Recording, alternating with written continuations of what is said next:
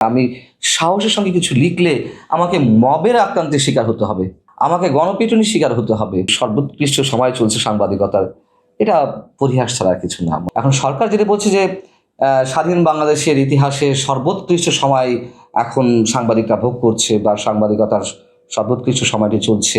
আমি যদি সরাসরি অ্যান্সার নাও দিই, যখন মাত্র মানে শুধু এই প্রশ্নটির কারণে যে 24-এ নিহতের সংখ্যা কতজন, এই প্রশ্ন করার কারণে সংস্কৃতি উপদেষ্টার সামনে বসে যখন সাংবাদিকরা এই প্রশ্ন করলো, তখন কি হলো? সেই 3 সাংবাদিকের চাকরি গেল।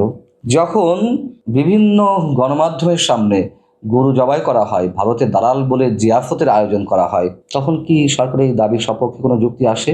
যখন কিনা ঘোষণা দিয়ে কোনো গণমাধ্যম ভাঙচুর করার জন্য উদ্যোগ নেওয়া হয়, তখন সরকারের পক্ষ থেকে তাদের বিরুদ্ধে কোনো ব্যবস্থা গ্রহণ করা হয়েছে। যখন ব্যক্তিগত কোনো প্রতিষ্ঠান, আমি জনকণ্ঠের কথা বলি, জনকণ্ঠের ভূমিকা নিয়ে আমি নিজেও অনেক প্রশ্ন তুলতে পারি, কিন্তু সেটা ব্যক্তি প্রতিষ্ঠান, সেই ব্যক্তি প্রতিষ্ঠানটি যখন দখল হয়ে যায়, সেই দখলকারীদের বিরুদ্ধে কোনো ব্যবস্থা নেওয়া হয়েছে, তাহলে আমি কি করে বিশ্বাস করব যে সরকারের এই দাবিটি যথেষ্ট যুক্তিসঙ্গত? ভবিষ্যৎ তো কিছুই নাই, হয়তো দেখি ভবিষ্যৎ অন্ধকার আছে, অন্ধকারটা আরো ঘনীভূত হবে। এবং যে মব কালচারের কথা বললেন, এটা তো ছিল না। টানা তৃতীয়বার অর্জন করেছে দেশের সেরা সুপার ব্র্যান্ড স্বীকৃতি বসুন্ধরা টিস্যু। সেলফ সেন্সরশিপের বিষয়টি আমরা দেখেছি গত 15 বছর আওয়ামী লীগের আমলে তুমুলভাবে বেড়েছে। হয়তো সরকারের পক্ষ থেকে কোনো ধরনের কোনো নির্দেশনা ইম্পোজ করা হয়নি, তার আগে থেকেই কর্তৃপক্ষ, বিভিন্ন গণমাধ্যমের কর্তৃপক্ষ, তারা আগে থেকেই সেলফ সেন্সরশিপে চলে গেছে এবং সেই সেলফ সেন্সরশিপের ধারা এখনো বহাল আছে।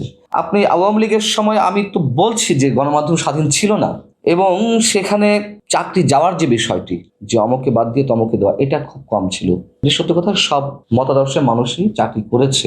আপনি দেখেন যে 5ই আগস্টের পরে কি হলো। আমি তো গণমাধ্যম দখলের কথা বললাম, আমি গণমাধ্যম ভাঙচুর কিংবা তার সামনে জিয়াফতের কথা উল্লেখ করলাম।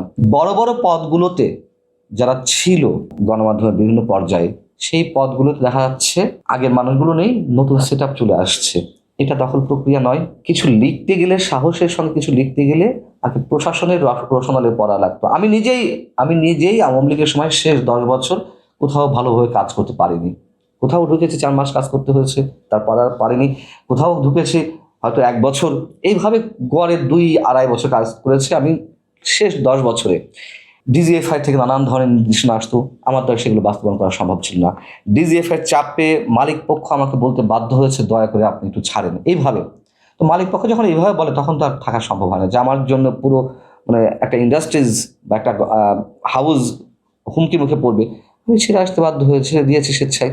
কিন্তু এটা তো আমি কখনো ফিল করিনি আওয়ামী লীগের 15 বছরে, যে আমি সাহসের সঙ্গে কিছু লিখলে আমাকে মবের আক্রান্তের শিকার হতে হবে, আমাকে গণপিটুনির শিকার হতে হবে, আমাকে দৈহিকভাবে শত শত মানুষের মাধ্যমে অ্যাসল্ট হতে হবে।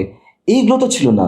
সো এখন যারা বলছেন এই কথাগুলো যে সর্বোৎকৃষ্ট সময় চলছে সাংবাদিকতার, এটা পরিহাস ছাড়া আর কিছু না, মানে এক ধরনের তামাশা।